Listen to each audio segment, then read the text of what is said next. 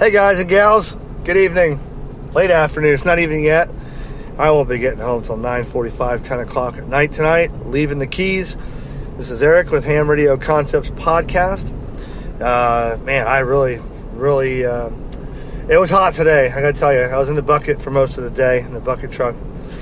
Only got 2 out of 4 of my plans conquered, but those 2 out of 4 are important, so got to come back down in a couple months, get the other 2 wrapped up. It'll just cost more money to repair and more time to come down here, more seafood to eat in the Keys. So James R. writes in the HamRadioConcepts@gmail.com mailbox here exactly what I wanted to hear. He said, I drive to and from work and just listen to your podcast that you have every day, multiple days, short podcasts. It sounds like it's just you and me in the car having a conversation while I drive.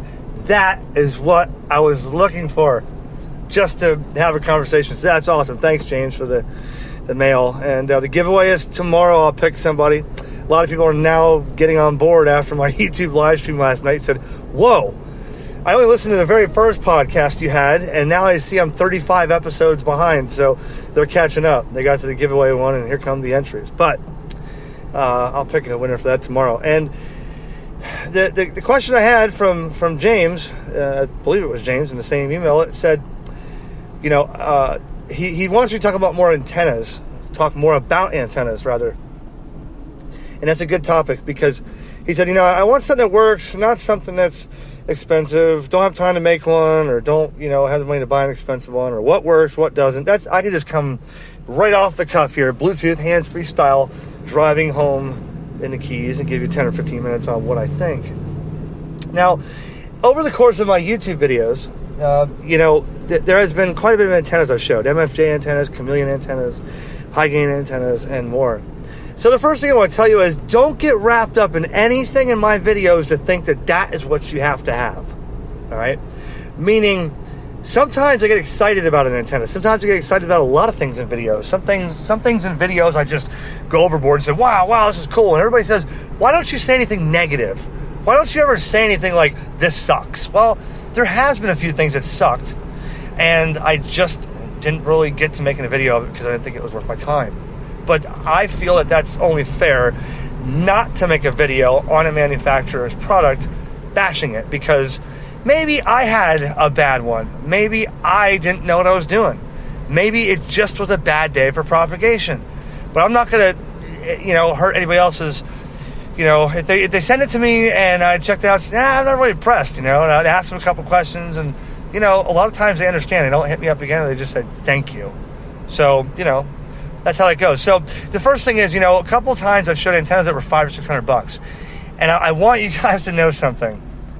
I've worked South America and Africa on a 20-inch bicycle rim with no spokes that had a crack in it that me and Jan jumped the crack with an alligator clip wire and hooked this to an MFJ loop tuner. And I talked to New York, Chile, and some African country, I can't remember.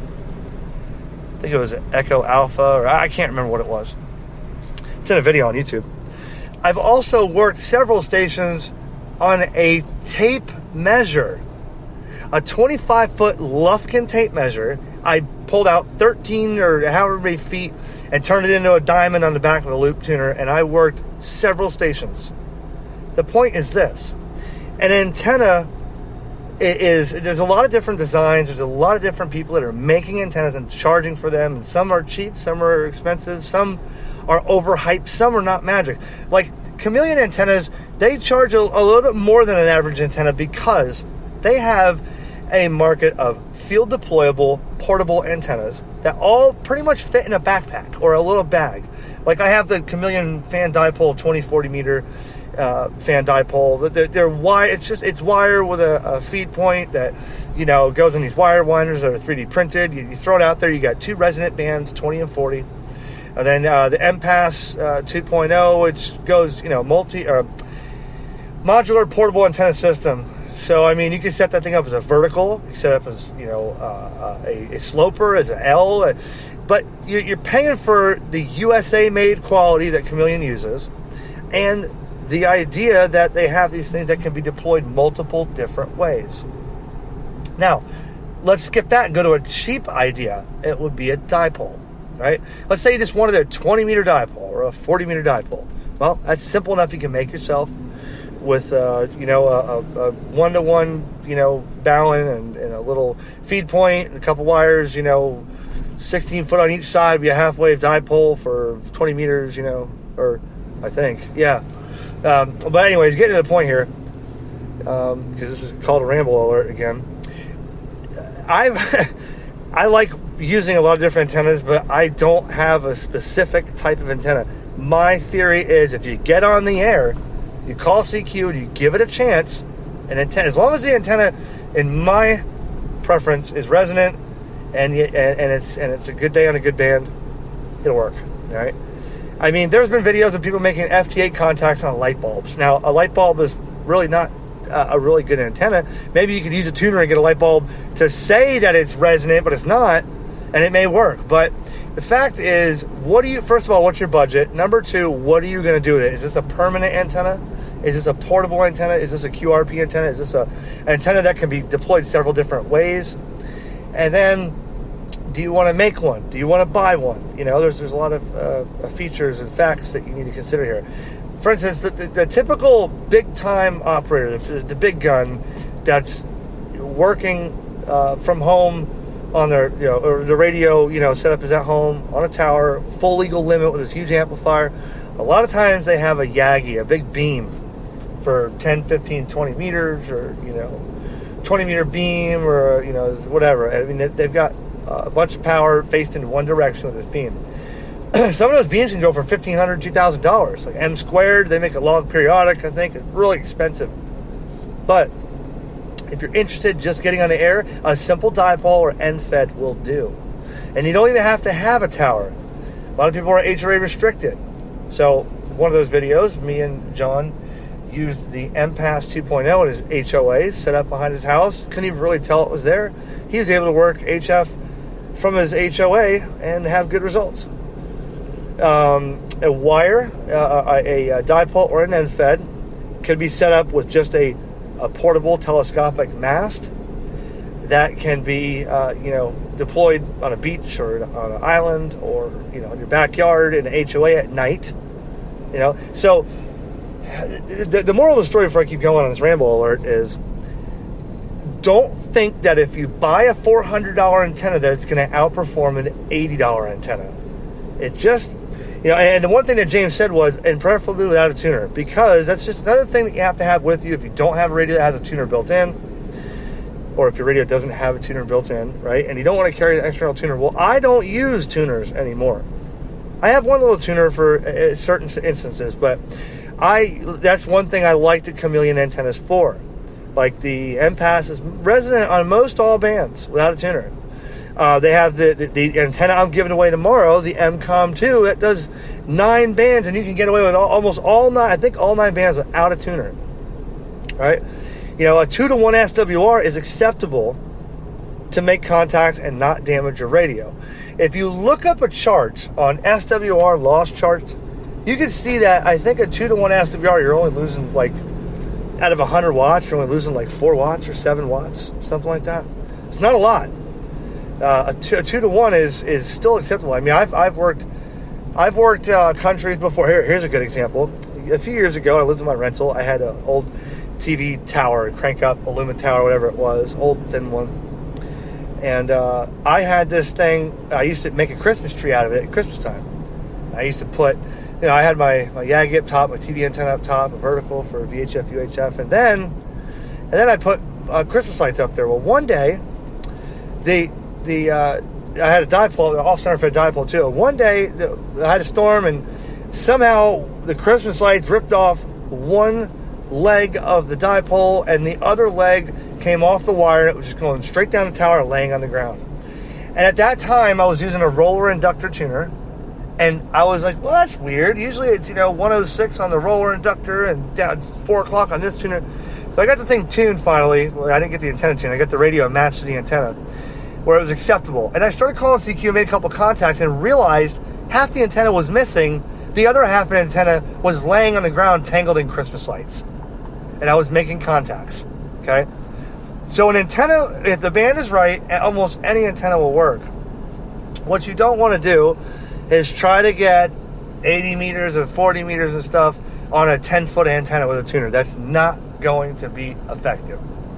We talked about in a previous podcast, mobile HF. And the one thing I said in that podcast was mobile HF is useless at 80 and 160 meters if you're using a 20-meter hamstick. Or even if you're using a Tar Heel. You got so much length electrically for 80 and 160 meters compromised and wound up into this little tiny antenna on the back of your car. It may show that it's tuned, but it's just not efficient. Okay, so what I like for antennas, the first thing I think of is since I lived in the RV last year, I go for portability. I go for something I can grab, set up anywhere I go. That tends to be the Chameleon antennas. There are other options. The Tim Ortiz QRP little antennas, they go in this little tiny round waterproof blue bag, and then you can set this thing up and have a little tiny antenna for QRP or 20 watts anywhere. Practically anywhere. If you're at a park with a pavilion, throw it between the two pavilion posts. I mean, you can do this. A portable mast is usually hard to bring with you when you're out trying to be portable. So that's why I try to think, how can I deploy this without having to have a backpack with a 14-foot collapsed mast in it? You know what I mean?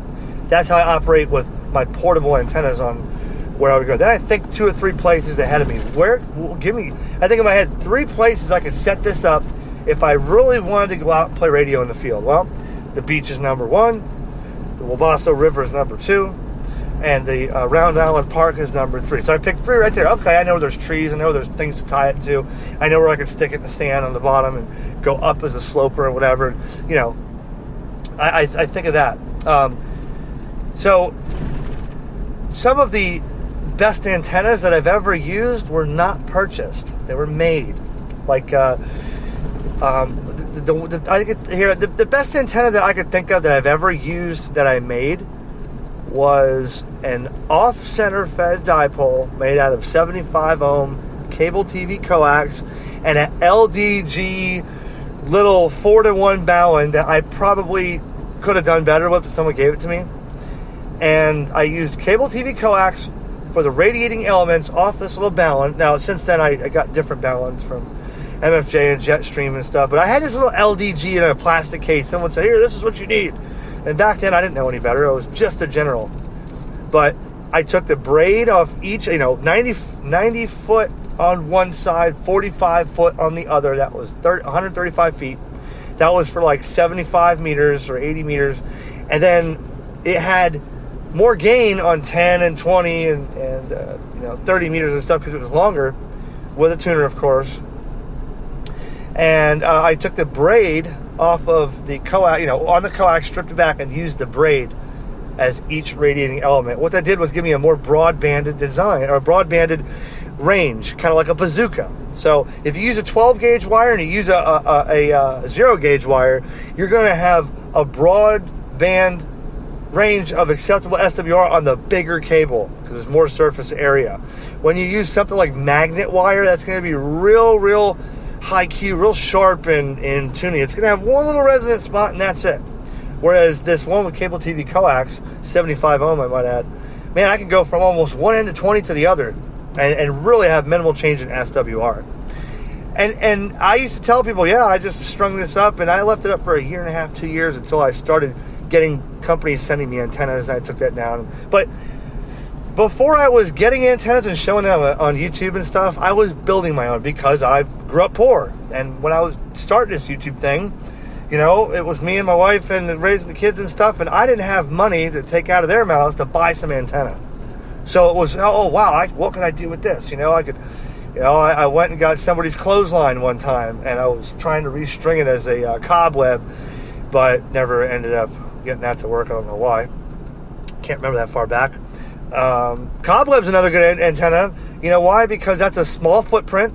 The Cobweb by MFJ Radio Waves makes another Cobweb, and basically it's like 5 horizontal loops that are for 5 different bands that are resonant. You cut them to length per the manual, and then you'll have like 10, 12, 15, 17, and 20 on 5 bands, no tuner needed for Cobweb.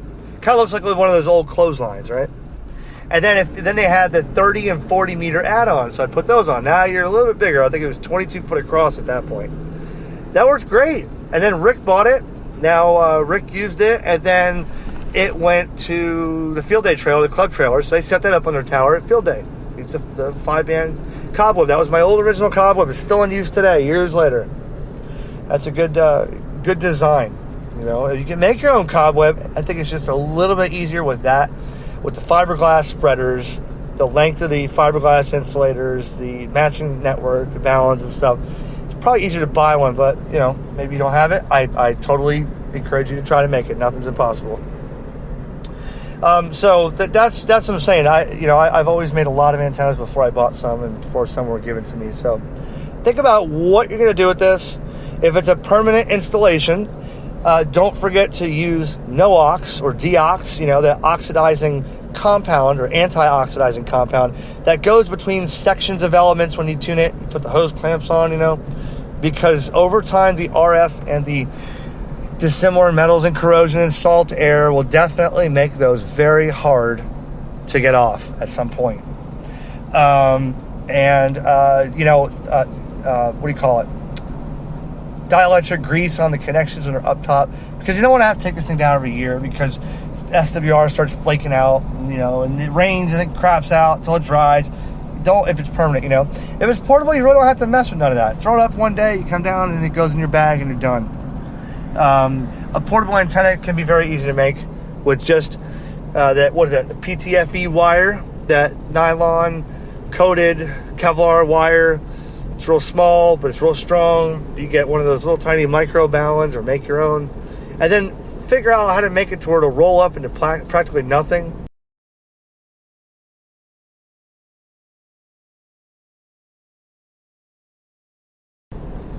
I can't say that there's any worse, the worst design antennas. I can't say anything that's too bad.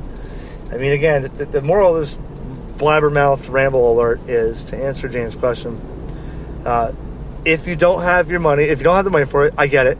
Make it. And put your own thing into it. Put your own foot. Get some plans online and tweak it yourself. That's the whole reason that I started this YouTube channel years ago, was because when I first got licensed, between the bullies on QRZ and the locals, I would always ask questions. I was just a tech. I just got started 2004, 2005, and I would always ask, how do I make this dual band MFJ antenna on my vehicle? How do I make it have, twice the gain on this band? No. That was always the answer. I go, no, you're being stupid. Go buy this, be done with it, spend the money, don't be cheap. No, I didn't like that. And there's no stupid answer on this podcast or this YouTube channel. So, I always had a lot of, like there was somebody gave me one of those Isotron antennas. Now I think I don't see how that thing even worked. If you remember the Isotron with the top hats, you could do a top loaded or center loaded, but never got it working. And somebody gave it to me, but the first thing I thought was, well, how can I do this and change the loading or capacity? No. This is what I got. Some guy spent a lot of money researching and engineering it. You don't need to be the pipsqueak that's going to try to make it better. I said, oh, okay. Well, no. If you feel that you can come up with an idea for an antenna on somebody else's idea, give them credit, but come up with your own, great. That's the joy of ham radio and learning and adding your piece to this thing, because then you're going to be talking to somebody on the radio one day and you're going to say, yeah, well, it always comes out, well, what kind of antenna are you using? What, this and that? Well, I'm using this, and I made this off this design, but I changed it and fed it with open ladder line and did this and changed this, and they're going to say, wow, that's cool. Yeah, it is cool. And then, that strikes up a conversation that he might tell you something he did one day. So I think it's so much more fun to say that you built an antenna and that you've tweaked some design and it works for you, rather than saying, well, I'm going to buy this, I'm going to buy a tuner, and I'm done. And well, a lot of times I've worked more contacts than that person that's bought this and tuned that and was done. You know what I mean? Just my thoughts on this drive home, where I'm starting to get delirious from all this driving all these years. I've already burned almost an entire tank of diesel on this bucket truck in 2.5 days, just in the Keys. And this thing holds like 60-something gallons, 70-something gallons. So, in fact, I could look at the mileage when I stop on the clipboard here, and I'm guessing about 600 miles when all said and done on this bucket truck in a couple of days. So a lot of driving. Start to get delirious. The road lines just keep going together. But thanks for being there for me and letting me spout about a little bit of antenna stuff. Just my thoughts right out of you know what. Gives you ideas. A lot of times, real quick, dual band, VHF, UHF vehicle antennas, a lot of times those aren't as modifiable or tunable as an HF antenna. Just an FYI. There's a lot of times where I had an antenna and I did stupid things like try to add to the end of it, or the little loading coil in the middle, tried to mess with that, and it never turned out right. I think when Diamond and Comet and MFJ make these antennas for dual band, and they're 5 dB gain on 2 meters and whatever, those are pretty much, usually that's it. It's the HF antennas with wire, with different polarizations, different mounting options, different band coverage, different ways that you can set it up. That's where it becomes interesting. Just an FYI.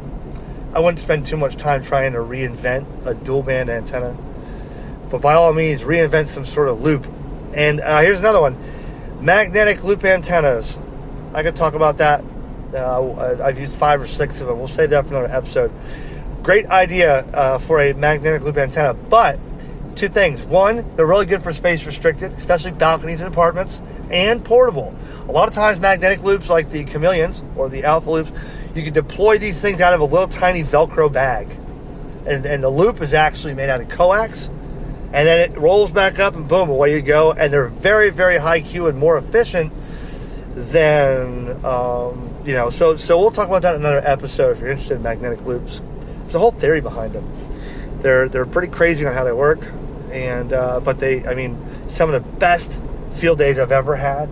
I remember one time at 2 o'clock in the morning, I worked 300 contacts on 20 meters on the MFJ magnetic loop on the Wabasso River, 14 feet in the air on a little, fiberglass mast. And I destroyed 20 meters that morning, all the way till sun up on a little magnetic loop when other people had hex beams and stuff. And they're like, I don't understand. Well, how do you get these contacts? Well, that was just a good day for me, and that antenna really did work. So we'll talk about that in another video or episode on the podcast. Thanks to my sponsors, Ham Radio Prep. Use the code EricPodcast20 and you'll save 20% on any course you buy. Thanks to all my patrons on patreon.com/HamRadioConcepts for supporting me. All the people listening, all the emails, all the people that entered the giveaway, and all the viewers on YouTube. Thanks so much for being there. If I get busy, if I'm not busy later and I get bored and it starts to get highway hypnosis, maybe I'll throw another one up, Bluetooth style, as I drive home. I got 4.5 hours to go. 7-3, this is KJ4YZI.